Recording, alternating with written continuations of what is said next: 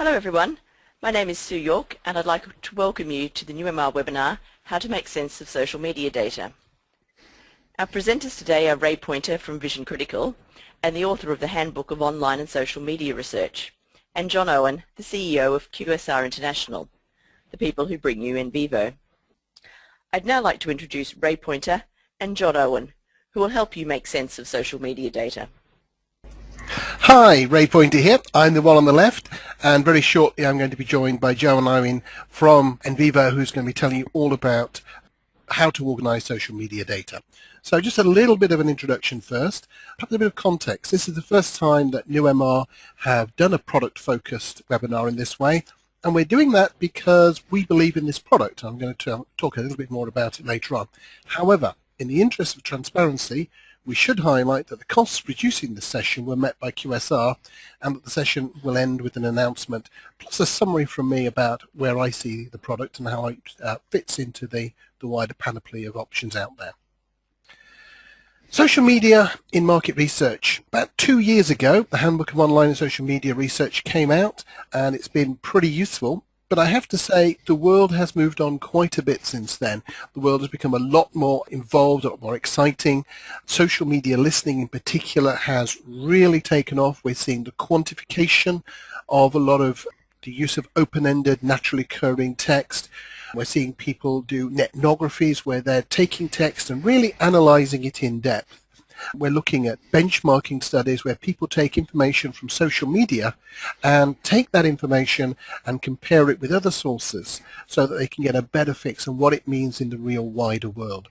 We're seeing a growing range of analytics. Analytics looking at who is using social media, the frequency of social media, how sites are visited, the traffic levels in sites, the number of likes, the engagement factors, all of these sort of things. We're seeing a growth in the use of communities as a research tool. We're seeing people joining online communities, having discussions, generating an enormous amount of unstructured information. A growth of sample sources that we now have available to us that didn't used to be available, and this is changing things. And we're starting to see innovations such as crowdsourcing, user-generated content, where we realize that brands and researchers aren't the only people that can help explore a problem. Participants, people we used to call respondents, are also able to help us explore these things. So just a few thoughts from John. Thank you, Ray, and welcome everybody to this webinar. Now, as you're all aware, the growth of data, electronic data, over the last few years particularly, has been exploding. In fact, data is growing at an exponential rate, and there's just so much of it, we're almost drowning in it. So that in itself has some benefits, of course, in that because there's so much data out there, it enables us to access far more information than we have been able to in the past. But it also brings its challenges. Given the quantity of it, how can we really wade through that? How can we effectively, in a reasonable time frame, make some sort of sense out of that vast amount of data, draw out the really key themes and patterns that are contained within it for the benefit of our research. And of course, because of the social media tools that are now available and the enabling hardware that's continued to grow more sophisticated, it's allowing more and more people to share more about themselves online. So, of course, through social media, they can text, they can share videos, they can share photos, etc. And I think this shift, and together with the shift in the way that data is now becoming available and the new technologies, is really offering qualitative researchers these new opportunities to see and communicate with people and understand consumers and what really drives them. And with this information so readily available, I think researchers can really gain a better perspective into people's lives, they can gain new insights, and from that, hopefully, better actionable findings from it.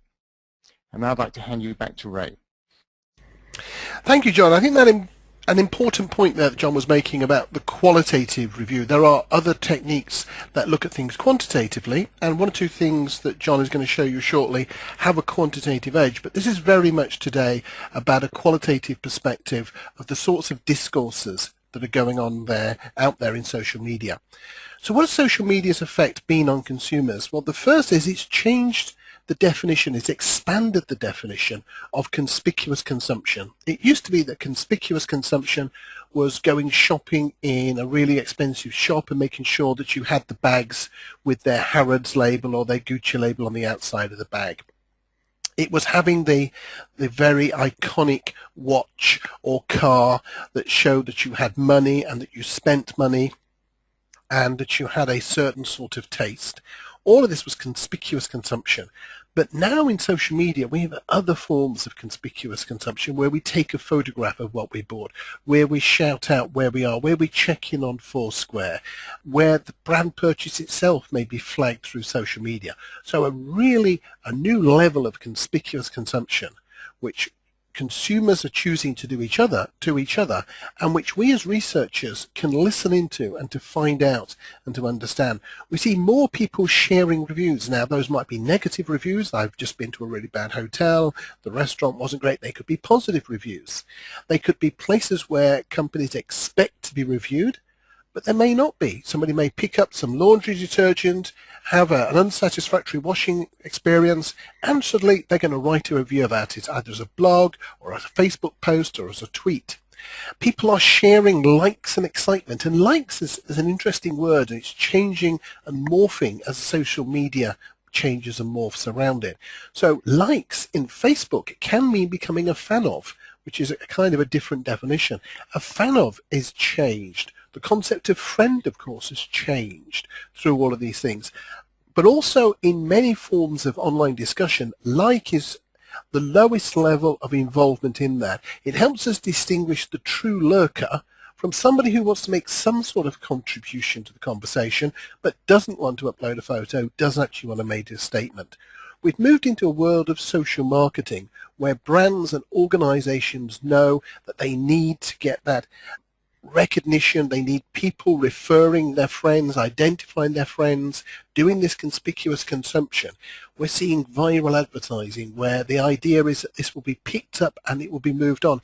Many TV adverts are now launched on YouTube before they're launched on TV, and they're looking for the comments, they're looking for the shares, they're looking for the links, and frankly, they're even looking for the spoof versions to create that viral sense that something is happening. Brand advocacy has always been important, but with social media, what we see is it's accelerated. It's like it's on steroids.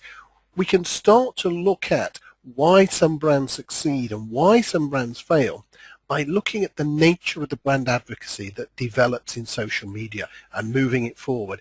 Brands are suddenly realizing they're not just competing for share of wallet, they're competing for share of attention. How do we keep people engaged with brands, coming back to brands on a regular occasion, making it feel like it's their brand? Maybe you can't get people to tattoo your laundry detergent name on their leg, but maybe you can get them to be fans of your page. They can get them to show pictures of things that they are doing. You can get them to recommend it and to talk about it in social media. What does this offer researchers? Well, the first, and this is going to, for those of you with a sociological background, come across as really very Goffmanian, but naturally occurring conversations. Almost everything that researchers ever done has been about constructed situations. There's been a minority that was observational, but really the vast majority has been about creating a focus group discussion, creating a depth interview, creating a survey, dominating the situation. All of a sudden, we can look at the quotidian, the everyday life. We can hear what people are saying to each other in their normal way of business, not when being asked questions by the brand or by the researchers, but naturally occurring conversations. And we're finding new insights by doing that. We're finding new populations to research as well. Online access panels and the sorts of people who will do a telephone survey, the sorts of people who will attend a focus group are great. Without them, the research industry would be in severe trouble. But they are a minority of the population. By listening through social media, we can reach further into society and access new groups we've not been able to access in the past. We're now talk about vast data sets. We might have millions of people who do a particular activity. If you're looking at how many people have become fans of Lady Gaga's website, 55 million, really vast amounts of information. But not just quantitative information. We now have vast amounts of unstructured text information, and we need to think about how we're going to process that. Are we going to sample it back down to something that we can process manually, or are we going to use automated tools that turn it into some form of quantitative information, or is there a middle way that allows us to use a lot of the qualitative thinking and the methodologies without having to do massive amounts of manual work, but without turning it into purely quantitative data? We're starting to find that there's a lot more trackable behavior going on. People are leaving electronic wakes through the whole of social media in their life. You access the internet, you leave a trace. You pay for something with an ATM, you pay for it with a mobile device, you leave a trace behind you. And increasingly people are being willing to share that trace with researchers when asked properly, when informed about all the various processes. And that tracking behavior opens up all sorts of more insights into why people do things, and then you add that to analyzing the conversations, and then you add that to doing traditional research through qualitative and quantitative to find out the why, and we get a much richer background. And one of the fantastic things about social media in my mind is the fact that it's a little bit like a time machine. You see something that's happening today and you wonder, how did we get here? Well, in traditional research you would start experimenting from today onwards. But actually in social media, we can look back and say, what were the blogs on that for the last year? What were the conversations that led to this? What were the Facebook page statements that contributed to this if they were in a place where we can legitimately search them? So all of a sudden we have this time machine, we can go back. We have too much data. Somebody has likened it to trying to drink from the fire hydrant. And so we need tools that enable us to look at this in new ways and more structured ways. I like to think of it as something that will let you do the heavy lifting of genuine research. So with that, I'm going to hand over to John. Thank you, Ray. So let's look at taking social media further. If you can, then you can use your analysis and interpretation of that social media data to set yourself apart. There are lots of ways now that we can go further than simply counting brands, company or product mentions. And once you do go further, you'll be able to transfer those unique findings into actionable strategies that both inform online engagement and will help inspire new marketing activities. So the question here is, how do you take your social media research further? With our latest software, which is Nvivo 10, and as some of you may know, Nvivo has been helping researchers for many years in a very different broad range of different research categories. But in Nvivo 10, we've introduced functionality that particularly helps researchers dealing with social media data. So I'm going to really focus on that particular aspect today when we go through Nvivo. And what we've done is we've added a simple piece of functionality called nCapture. And this is basically a browser add-in which allows you to capture and therefore subsequently manage, analyze and report on any web or social media data. And included in that, things like web pages, online documents, PDFs, and then of course data from the big social media channels like Facebook, Twitter and LinkedIn. And they can be captured as data sets, and that will give you great flexibility in the way that it allows you to analyze that information. Now before I go on, I'd just like to add something here. We've heard very recently, and we are delighted to hear, that Nvivo 10 has recently been announced as one of the 3 finalists, along with Google Survey and Millward Brown Effectiva, up for the ASC MRS Awards for Technology, Innovation and Effectiveness. And so I think that's going to be decided in early December, and the winner will be announced then. So we're very excited about hearing that. So now let's take a look at how nCapture works, and we'll look at some sample data, and we're going to do that around the topic of video game addiction. So if you look at this slide, you can see here what we've done is we've added an icon in the browser. Now you can see on the far left, and it's really very similar to the ones you see for other third-party types of products like Skype, OneNote, Evernote, etc. And we've chosen at this stage the 2 most popular browsers, of course, which is Explorer and Google Chrome. So let's look at capturing data from a web page or a blog. So here we've got a blog post about psychology of video game addiction. And you can easily capture this blog post and any comments that go with it by using this eCapture tool. And that will allow you to bring them into Nvivo as a PDF. All you have to do is simply click on the Nvivo capture icon in the browser. You'll get a pop-up window. And what is great about this is that eCapture will also preserve the text, the images, hyperlinks, layout that's contained in that blog. So what you'll see in Nvivo is exactly the same as you'll see in front of you in the browser. So if we bring up that little pop-up there, you can see that the source name there is automatically populated. Of course, you can change that if you wish. You can add a description. You can add a memo. And you'll see here we've added a memo so that this particular researcher will remember that there are some great comments that go with this post. And then, of course, you can also code the content, either into new or existing categories, or as we refer to them in Nvivo, we call them nodes. And a node really is just a depository of information, and usually around a particular theme or topic that you might be researching. And you'll have generally have multiples of these. And now this blog post will be added or coded, I should say, to the node addiction. So that's it. We click and capture and we're done. Now we also look at capturing data from Twitter. So again, a very common form of social media. Again, we use eCapture to do that. You can look at different hashtags. You look at different searches on Twitter, favorites, lists, feeds, etc. Very flexible. And manually, of course, going through Twitter can be a very tedious, it's a very time-consuming process, and it's not ideal. And what we've done with eCapture, it makes this a really simple process. So you'll see here, in this particular example, that we're looking at results for a search on gaming addiction. Again, you just click the eCapture icon, and the pop-up comes up. So we've added a description, also coded to addiction, and these tweets and any related important demographic data of the tweeters will also now be ready to bring into Nvivo as a data set. Again, looking at capturing from Facebook, you'll see here the same thing is possible with Facebook.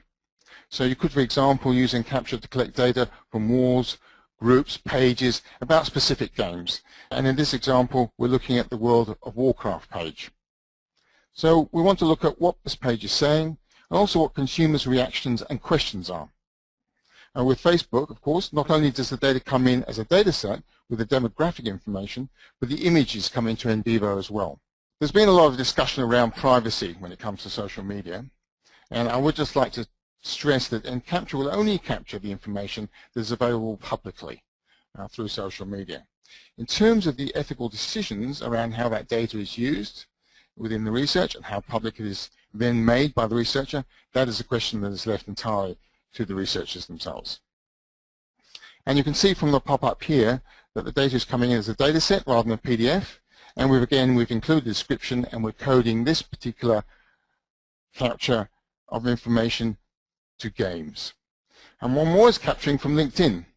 Again, just as quickly, it's the same with this.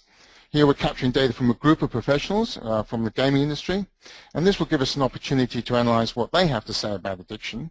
And again, you will see that this data is also coming in as a data set. So now we've got all our data. What do we do next? We've captured it, we can bring it into Nvivo. So very easy to import the data. You'll see here from the menu bar at the top, we've got an item there which is an icon called From Other Sources. And you click on that, you have a little drop-down menu, and you see there you've got a number of options. So you can basically import data from eCapture, but you also see there's others like Evernote, EndNote, Satira, and so forth. But of course, in this example, we're just going to be focusing on bringing that information that we've already captured with eCapture and now import it into Nvivo. So we just click that. That in turn will now bring all of your selected data into Nvivo. And you'll see there you've got a listing of everything you've captured, and so you can now decide and select what you want to import. So if we look at the data sets, now matching data sets do not necessarily have to have the same source names. What needs to be considered when we're matching data sets together is that the social media properties of the data need to be the same. And so to give you an example, based on the same hashtag search in Twitter, matching data sets captured at different times may include some of the same content. So, and the other important thing is when matching social media data sets together, when they're merged, any duplication of content is removed. And you can ensure that happens by clicking, as you can see there, on the bottom left-hand corner. For example, you may have captured the hashtag for gaming on a Monday and imported that into an encapture file into your project. But let's say you want to do that on a regular basis. So you may, again, on Tuesday, on Wednesday, throughout the week, however long you need to go, you may also want to capture the tweets that are based on the same hashtag of gaming. And so when you import all of these encapture files together into your project, by default, the tweets from Tuesday and Wednesday are merged together, and the data set from Monday then is brought together with those, and it will create a single data set.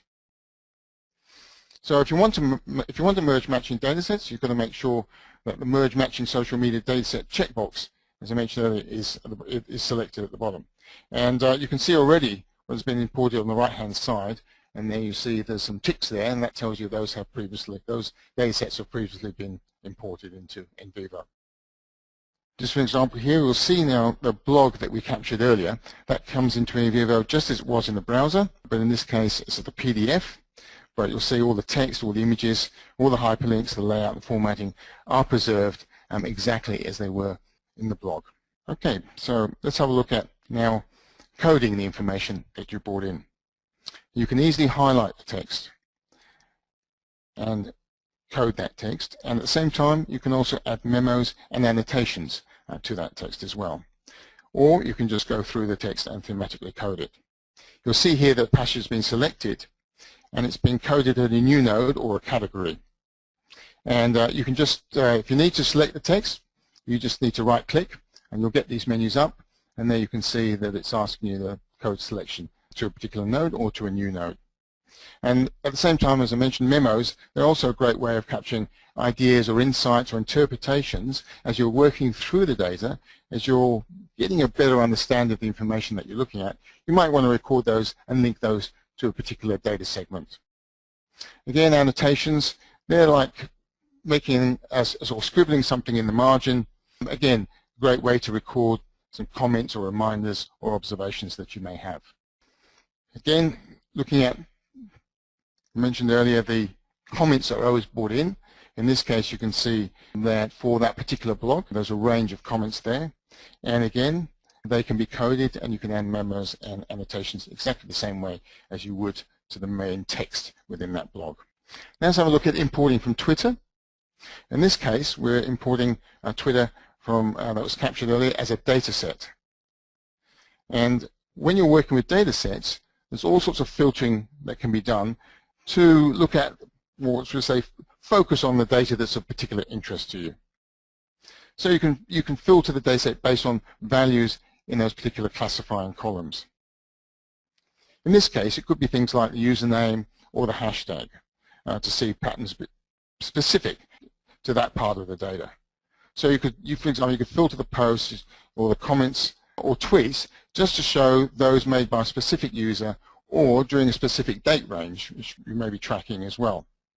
You can also hide and reorder columns to suit your needs. So in terms of example here again, in location, if you didn't want to see that, you could easily hide that. Now I want to go through auto-coding, and auto-coding effectively is a way in which you can speed up this whole process. Of course, you can go through manually and code as you wish, but in many cases you might want to auto-code some of this structured information that will make it easier and quicker for you to gain some immediate insights or understanding of the data that you've captured. So let's say you want to collect tweets from a particular user or a particular hashtag and quickly use auto-coding to gain some insight into that information.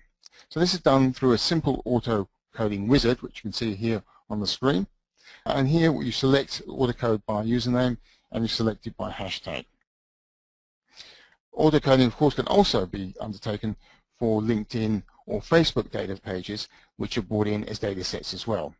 But for the purposes of this webinar, I'm just going to look at Twitter. But the principles for doing it in Facebook or LinkedIn are exactly the same. So let's look at auto-coding by username.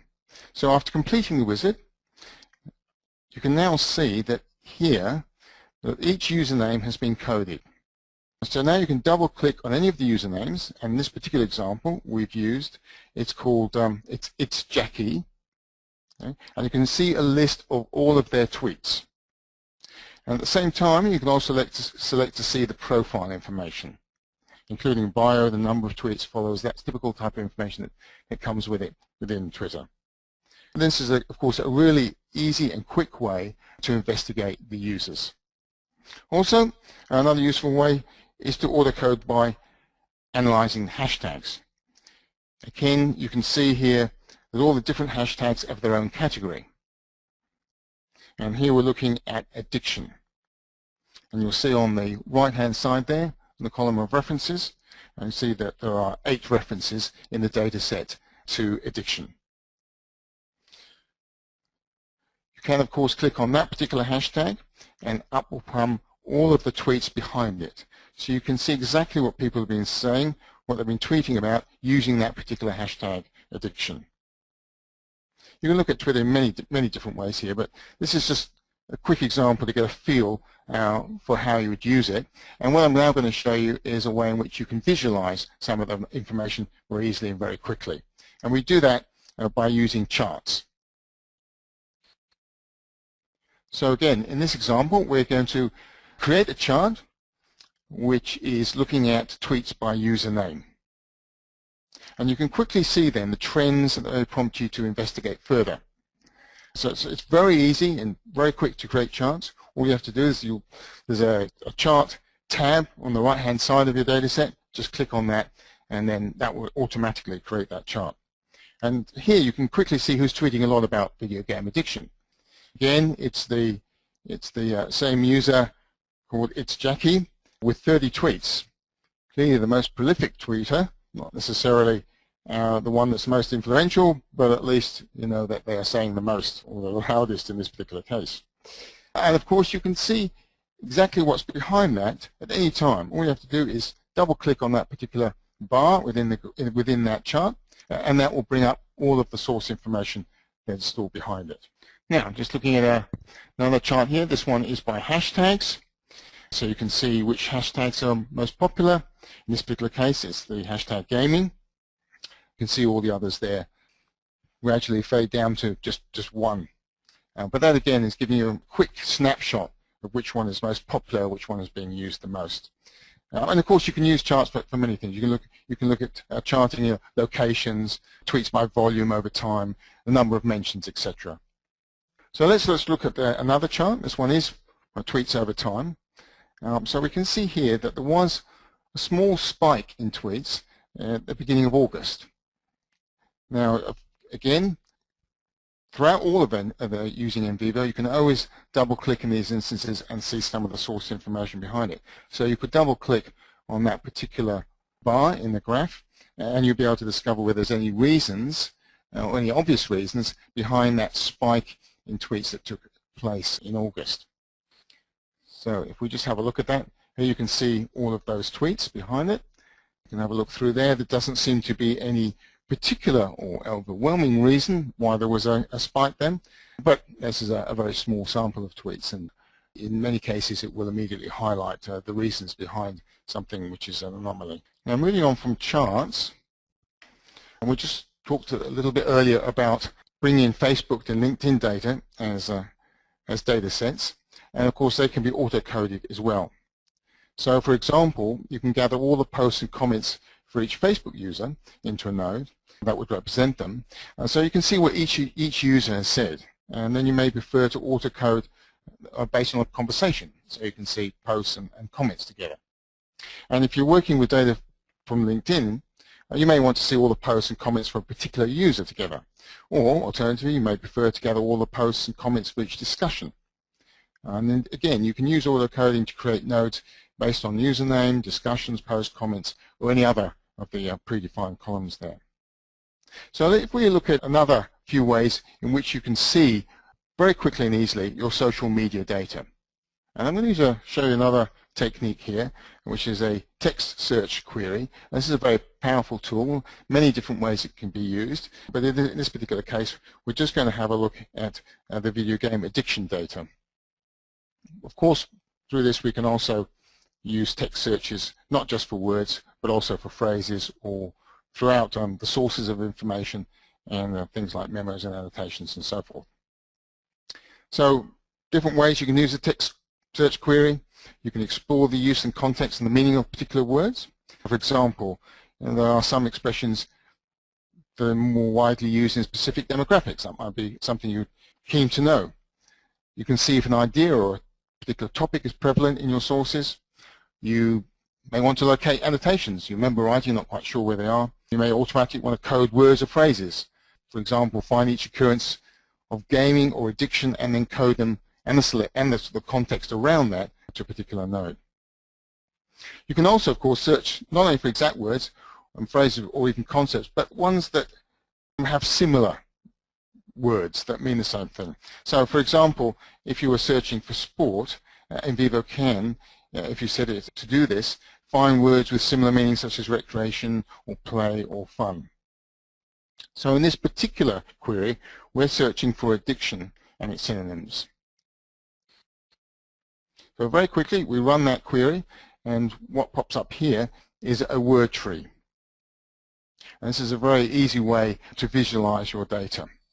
So basically, it displays the results of a tree with the branches representing the various contexts in which the phrases or the words have occurred. So you may be able to find recurring themes or phrases that surround that word very easily. They might sort of stand out. And the reason they will do is because the size of the font in this particular word tree will indicate the number of times that word or phrase has been found as that text query search has gone through the data. And there's many different ways in which you can use this particular visualization technique. I mean, you can click on a branch which would highlight all the other related branches to see the wider context of a particular word or phrase. You can easily change the number of words that are displayed in the branches. You could change the order of the branches in the word tree, either alphabetically or a number of matches. That might be useful in order to order branches by frequency in which the branch occurs. You can display a different word as the root. Or you could find a project item where a particular occurrence of the word, in fact, is being used. So this is just a very brief glimpse of the many different visualizations Nvivo can produce. And of course, again, you can always go back at any time to the data to see how it's been referenced.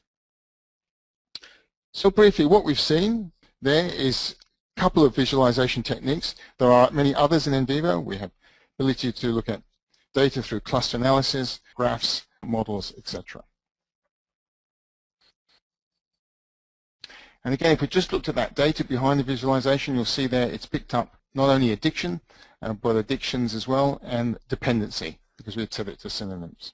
So that really brings me to the end of that brief introduction of how Nvivo can be used to improve the quality and the speed of your analysis of social media. You've seen how we can capture that information easily, import it into Nvivo, auto-code it, and then analyze and visualize it. So we've had to fit in, and that's a pretty brief overview, but I hope that's been useful and valuable to you, and just to give you a feel of how you can use Nvivo in this environment. Now, just a few things I'd like to mention at the end of the presentation. As I'm sure many of you know, the use of Mac has been rising considerably over the last few years. Its popularity has been increasing everywhere, and particularly, I would say, amongst Nvivo users, but also by researchers all over the world, and in the case, in fact, many other people as well. Its use in general is accelerating. So we have made the decision to develop an Nvivo 10 for Mac, and this is going to be developed from the ground up. It is specific for Mac. It will give hopefully users a true Mac experience, and I don't know how many of you who are attending this webinar are Mac users, but I'm sure if you are, then this should make you very happy. And I believe that for those who would rather work on a Mac, they will see this as a huge advantage for them. It will offer the same, of course, same flexibility. It will be the same functionality as Nvivo for Windows. We have been developing the software for over 12 months now. Of course, the look and the feel behave exactly like Mac software. And we're looking at for beta testers around mid-2013, and we expect the product to be released in late 2013. Just a quick mention that also any of the registrants and attendees to this webinar, we will be contacting you. We will offer you a 10% discount on Nvivo 10, and that will be valid until the end of the year. And again, just a quick reminder that there is a free 30-day trial of Nvivo 10. You can, of course, download that from our website at any time. The good thing about using the trial is if you do decide to proceed and purchase Nvivo, your data is intact and you can continue to use that. So if you're starting to work on a project and after 30 days you've built up a considerable amount of data, you've done some analysis, that will remain and can be used continually to make the purchase. Okay, I think with that I'll now hand back to Ray. Thank you, John. A really fast but interesting whistle-stop tour through those aspects of Nvivo that relate to social media capturing and those sort of areas. Of course, there are some other, lots of much more traditional areas of Nvivo, and we may get into those in the questions. But what is NewMR's view? Well, one of the great things about this experiment with having a look at a brand-focused project is that I've been able to use this and play around with it quite a bit. And the timing has been great because I'm doing a thesis for my master's at the moment, which is looking at conversation analysis in LinkedIn conversations, in going into LinkedIn groups, having a look at the conversations, looking at the structure of what's going on. When I did the pilot, it was fine. I took 2 discussions. They all each had about 5 or 6 posts, and I conducted my conversation analysis in a very traditional way, not as traditional as printing it on paper and cutting it up with scissors, but still relatively traditional, and it was fine because it was a small task. For the main part of the thesis, I'm going to have something like 40 different discussions. I'm probably going to have 300 posts in total. What I found is that NCapture has allowed me to get hold of that information so much easier. When it was cut and paste, it was just so much more clunky. I'm getting more information and I'm able to put it into a file. I can now structure it and go through. I can do my coding. I can do my memoing. And so I'm enabled to do more qualitative research in the same amount of time. So I like to think of something like Nvivo as doing the heavy lifting for qualitative research. It's really quite different from sort of automated sentiment analysis, which tries to do all that quantification type stuff, and we may come into why we think that is limited at the moment. But this tool here I find is really useful for those situations where you want to conduct genuine qualitative analysis, but you have more information than you might otherwise have. It allows you to capture it, it allows you to store it, it allows you to do that annotation and coding and memoing, tagging, that is all part of that process. And so I'm certainly looking forward to using it for the rest of this project, and we'll be using it for 1 or 2 things that we're going to be talking about on the NewMR website in terms of having a look at what the NewMR discussions are. So keep your eyes open for that. So I would recommend anybody out there, have a look at that free trial, give it a go and see whether it suits you. Yes, and there's a lot of different ways that you can get in contact with us. We welcome and love people contacting us and talking about their research. You'll see on the screen there a number of different ways that you can do that. I would encourage you to visit our website. There's a wealth of information there. We've also got some 50-odd videos on our website, and they range from covering everything from case studies to how-to and tutorials and so forth, which you may find very, very useful. You can, of course, Twitter us. We've got a Facebook account, etc. So please do contact us. Any questions at all that you might have.